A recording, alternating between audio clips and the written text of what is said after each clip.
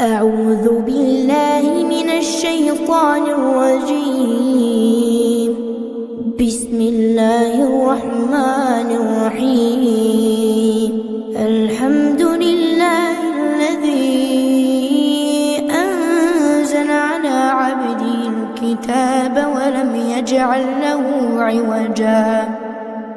قيما لينذر بأسا شديدا من لدنه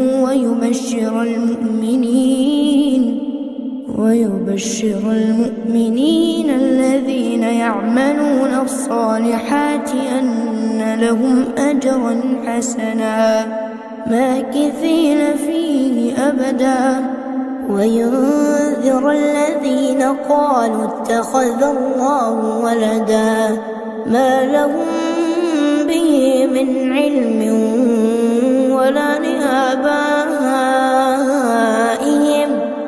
كبرت كلمة تخرج من أفواههم إن يقولون إلا كذبا فلعلك باخع نفسك على آثارهم إن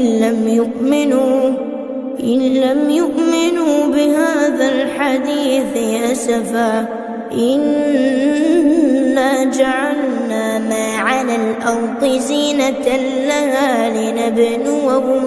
لنبلوهم أيهم أحسن عملا وإنا لجاعلون ما عليها صعيدا جرزا أم حسبت أن أصحاب الكهف والرقيم كانوا من آياتنا عجبا إذ أوى الفتية إلى الكهف فقالوا ربنا آتنا من لدنك رحمة وهيئ لنا من أمرنا رشدا فضربنا على آذانهم في الكهف سنين عددا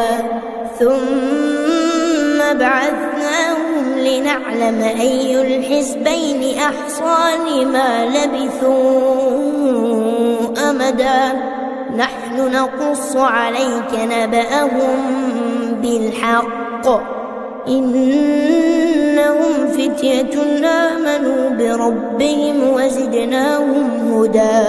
وربطنا على قلوبهم إذ قاموا فقالوا ربنا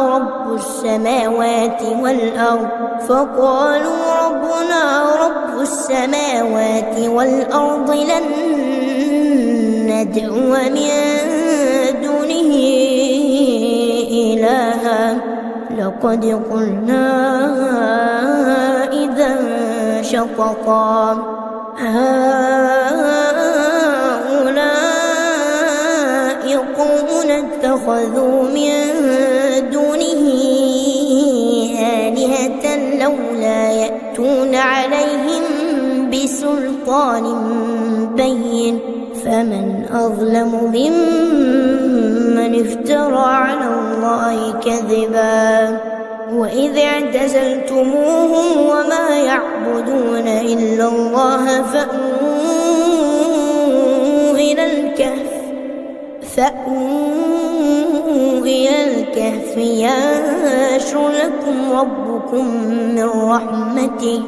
ينشر لكم ربكم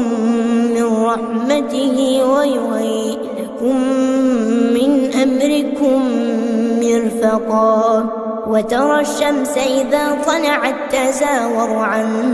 كهفهم ذات اليمين وإذا غربت تقرضهم ذات الشمال وهم في فجوة منه ذلك من آيات الله من يهد الله فهو المهتد ومن يضلل فلا تجد له وليا مرشدا وتحسبهم أيقاظا وهم رقود ونقلبهم ذات اليمين وذات الشمال وكلبهم باسط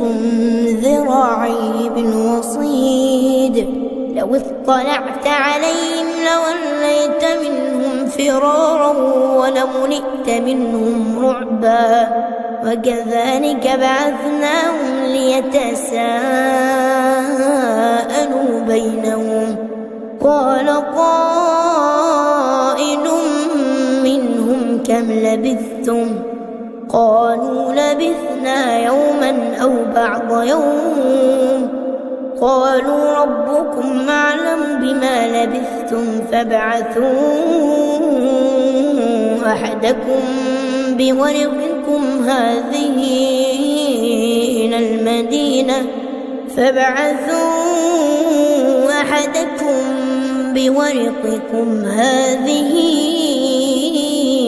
إلى المدينة فلينظر أيها أزكى طعاما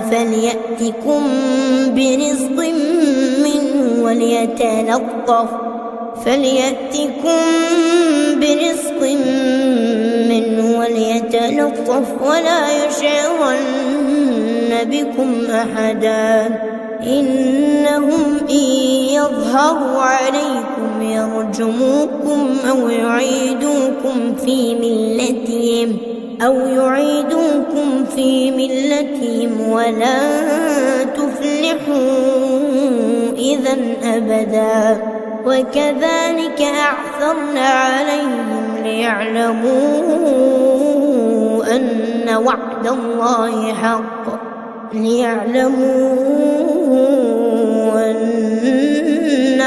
الله حق وأن الساعة لا ريب فيها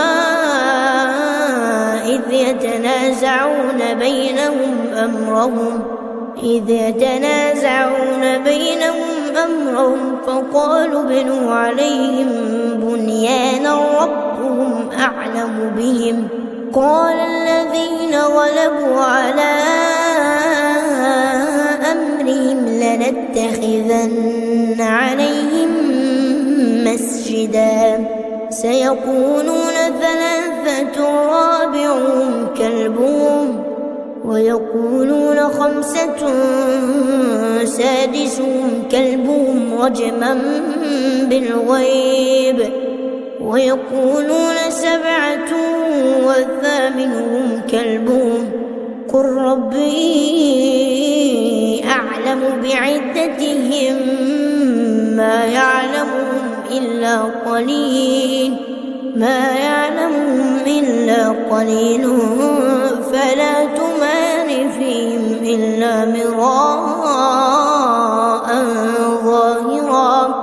فلا تمار فيهم إلا مراء ظاهرا ولا تستفت فيهم منهم أحدا ولا تقولن لشيء إني فاعل ذلك غدا إلا أن يشاء الله واذكر ربك إذا نسيت وقل عسى أن يهديني ربي لأقرب من هذا رشدا ولبثوا في كهفهم 300 سنين وازدادوا 9 قل الله أعلم بما لبثوا له غيب السماوات والأرض أبصر به وأسمع ما لهم من دونه من ولي ولا يشرك في حكمه أحدا واتل ما أوحي إليك من كتاب ربك لا مبدل لكلماته ولا تجد من دونه ملتحدا واصبر نفسك مع الذين يدعون ربهم بالغداة والعشي يريدون وجهه ولا تعد عيناك عنهم تريد زينة الحياة الدنيا ولا تطع من أغفلنا قلبه عن ذكرنا واتبع هواه وكان أمره فرطا. وقل الحق من ربكم فمن شاء فليؤمن ومن شاء فليكفر. إنا أعتدنا للظالمين نارا أحاط بهم سرادقها وإن يستغيثوا يغاثوا بماء كالمهل يشوي الوجوه بئس الشراب وساءت مرتفقا. إن الذين آمنوا وعملوا الصالحات إنا لا نضيع أجر من أحسن عملا. أولئك لهم جنات عدن تجري من تحتهم الأنهار يحلون فيها من أساور من ذهب ويلبسون ثيابا خضرا من سندس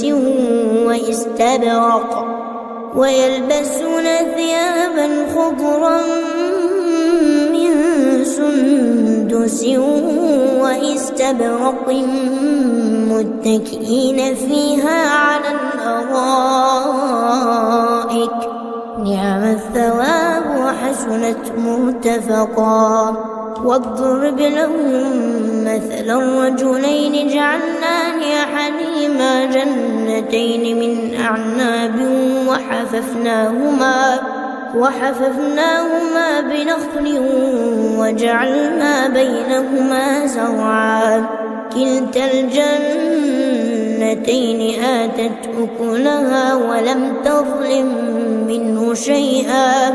وفجرنا خلالهما نهرا. وكان له ثمر فقال لصاحبه وهو يحاوره أنا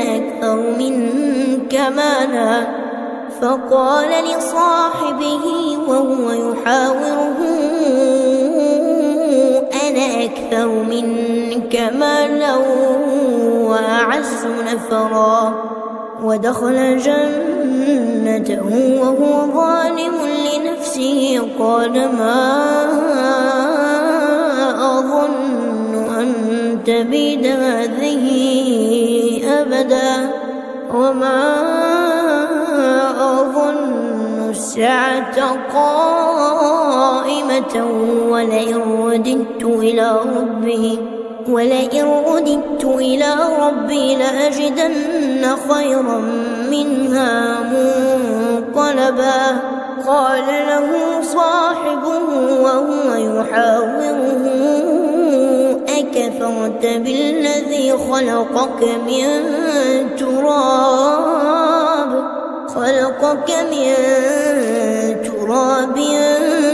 ثم من نطفة ثم سواك رجلا لكن هو الله ربي ولا أشرك بربي أحدا. ولولا إذ دخلت جنتك قلت ما شاء الله لا قوة إلا بالله إن ترني أنا أقل منك مالا وولدا فعسى ربي أن يؤتيني خيرا من جنتك ويرسل عليها حسبانا من السماء فتصبح صعيدا زلقا أو يصبح ماؤها غورا فلن تستطيع له طلبا. وأحيط بثمره فأصبح يقلب كفيه على ما أنفق فيها وهي خاوية على عروشها ويقول يا ليتني لم أشرك بربي أحدا ولم تكن له فئة ينصرونه من دون الله وما كان منتصرا. هنالك الولاية لله الحق هو خير ثوابا وخير عقبا. واضرب لهم مثل الحياة الدنيا كماء أنزلناه من السماء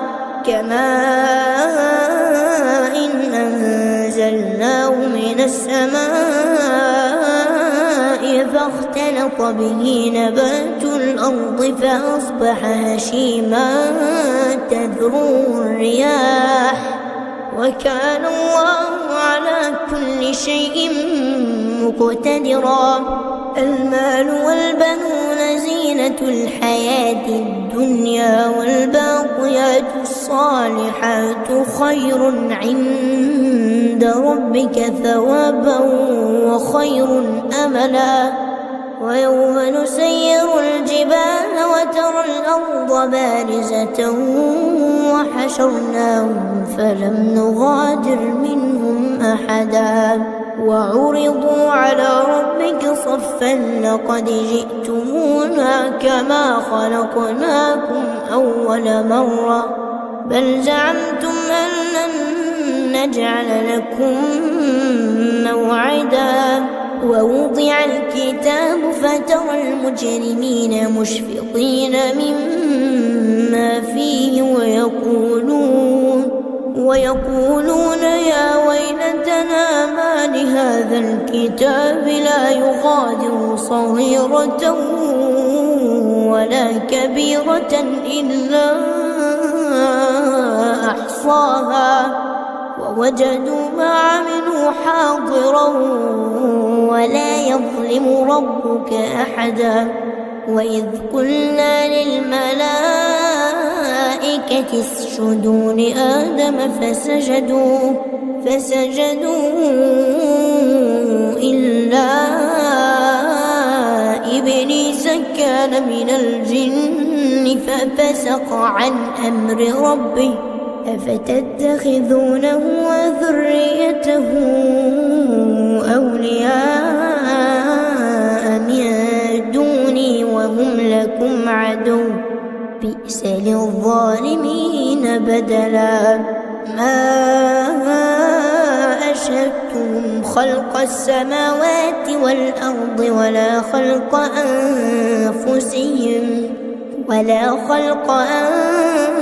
أنفسهم وما كنت متخذ المضلين عضدا. ويوم يقول نادوا شركائي الذين زعمتم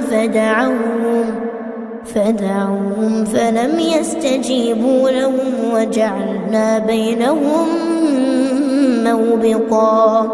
ورأى المجرمون النار فظنوا أنهم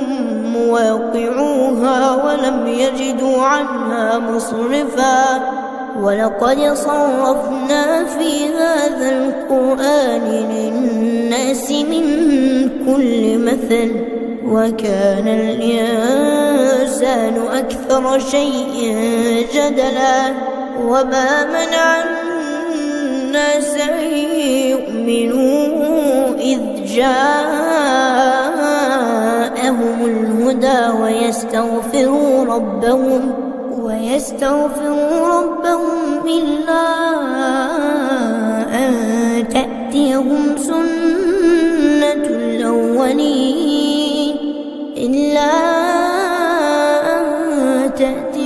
سنة الأولين أو يأتيهم العذاب قبلا. وما نرسل المرسلين إلا مبشرين ومنذرين ويجادل الذين كفروا بالباطل ليدحضوا به الحق واتخذوا آياتي وما أنذروا هزوا ومن أظلم ممن ذكر بآيات ربه فأعرض عنها ونسي ما قدمت يداه إنا جعلنا على قلوبهم أكنة أن يفقهوه وفي آذانهم وقرا وإن تدعوهم إلى الهدى فلن يهتدوا إذا أبدا وربك الغفور ذو الرحمة لو يؤاخذهم بما كسبوا لعجل لهم العذاب بل لهم موعد لن يجدوا من دونه موئلا وتلك القرى أهلكناهم لما ظلموا وجعلنا لمهلكهم موعدا وإذ قال موسى لفتاه لا أبرح حتى أبلغ مجمع البحرين أو أمضي حقبا فلما بلغا مجمع بينهما نسيا حوتهما فاتخذ سبيله في البحر سربا فلما جاوزا قال لفتاه آتنا غداءنا لقد لقينا من سفرنا هذا نصبا قال أرأيت إذ أوينا إلى الصخرة فإني نسيت الحوت وما أنسانيه إلا الشيطان أن أذكره واتخذ سبيله في البحر عجبا قال ذلك ما كنا نبغ فارتد على آثارهما قصصا فوجدا عبدا من عبادنا آتيناه رحمة من عندنا وعلمناه من لدنا علما قال له موسى هل أتبعك على أن تعلمني مما علمت رشدا قال إنك لن تستطيع معي صبرا وكيف تصبر على ما لم تحط به خبرا قال ستجدني إن شاء الله صابرا ولا أعصي لك أمرا قال فإن اتبعتني فلا تسألني عن شيء حتى أحدث لك منه ذكرا فانطلقا حتى إذا ركبا في السفينة خرقها قال أخرقتها لتغرق أهلها لقد جئت شيئا إمرا قال ألم أقل إنك لن تستطيع معي صبرا قال لا تؤاخذني بما نسيت ولا ترهقني من أمري عسرا فانطلقا حتى إذا لقيا غلاما فقتله قال أقتلت نفسا زكية بغير نفس لقد جئت شيئا نكرا قال ألم أقل لك إنك لن تستطيع معي صبرا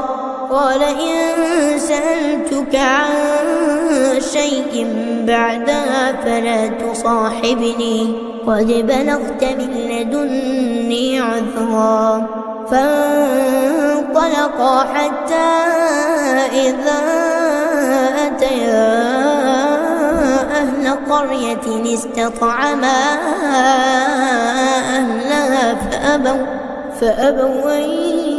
يضيفوهما فوجدا فيها جدارا يريد أن ينقض فأقامه قال لو شئت لاتخذت عليه أجرا. قال هذا فراق بيني وبينك سأنبئك بتأويل ما لم تستطع عليه صبرا. أما السفينة فكانت لمساكين يعملون في البحر فأردت أن أعيبها وكان وراءهم ملك يأخذ كل سفينة غصبا. وأما الغلام فكان أبواه مؤمنين فخشينا أن يرهقهما طغيانا وكفرا فأردنا أن يبدلهما ربهما خيرا منه زكاة وأقرب رحما. وأما الجدار فكان لغلامين يتيمين في المدينة وكان تحته كنز لهما وكان أبوهما صالحا فأراد ربك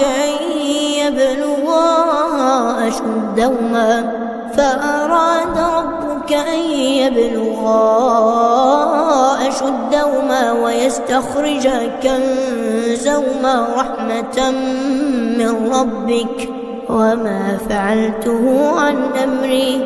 ذلك تأويل ما لم تسطع عليه صبرا. ويسألونك عن ذي القرنين قل سأتلو عليكم منه ذكرا.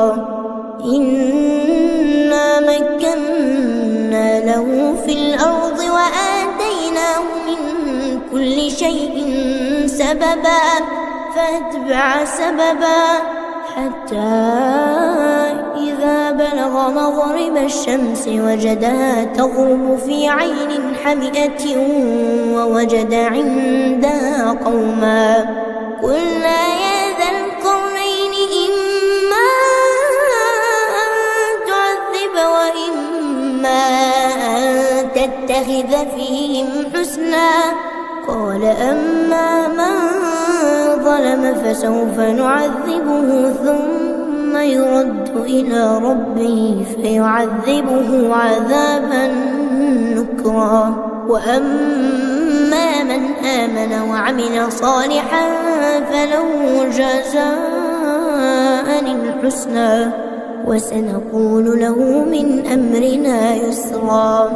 ثم أتبع سببا حتى إذا بلغ مطلع الشمس وجدها تطلع على قوم لم نجعل لهم من دونها سترا. كذلك وقد أحطنا بما لديه خبرا. ثم أتبع سببا حتى إذا بلغ بين السدين وجد من دونهما قوما لا يكادون يفقهون قولا. قالوا يا ذا القرنين إن يأجوج ومأجوج مفسدون في الأرض فهل نجعل لك خرجا على أن تجعل بيننا وبينهم سدا. قال ما مكنني فيه ربي خير فاعينوني بقوة أجعل بينكم وبينهم ردما. آتوني زبر الحديد حتى إذا ساوى بين الصدفين قال انفخوا قال انفخوا حتى إذا جعله نارا قال آتوني أفرغ عليه قطرا فما استطاعوا أن يظهروه وما استطاعوا له نقبا قال هذا رحمة من ربي فإذا جاء وعد ربي جعله دكاء وكان وعد ربي حقا وتركنا بعضهم يومئذ يموج في بعض ونفخ في الصور فجمعناهم جمعا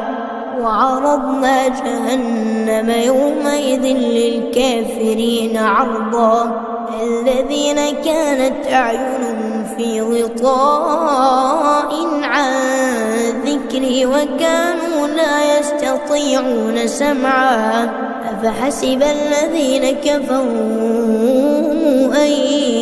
يتخذوا عبادي من دوني أولياء إنا أعتدنا جهنم للكافرين نزلا قل هل ننبئكم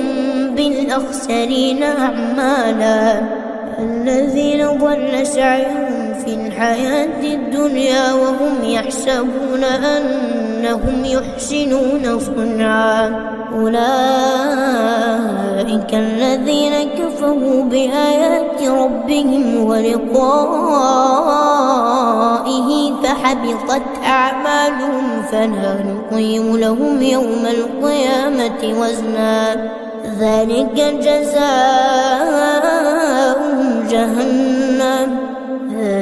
جزاؤهم جهنم بما كفروا واتخذوا آياتي ورسلي هزوا إن الذين آمنوا وعملوا الصالحات كانت لهم جنات الفردوس نزلا خالدين فيها لا يبغون عنها حولا قل لو كان البحر مدادا لكلمات ربي لنفد البحر قبل أن تنفد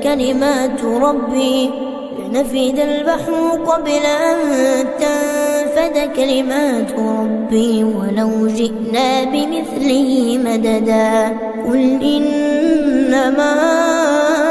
أنا بشر مثلكم يوحى إلي أنما إلهكم إله واحد فمن كان يرجو لقاء ربه فليعمل عملا صالحا ولا يشرك بعبادة ربه أحدا.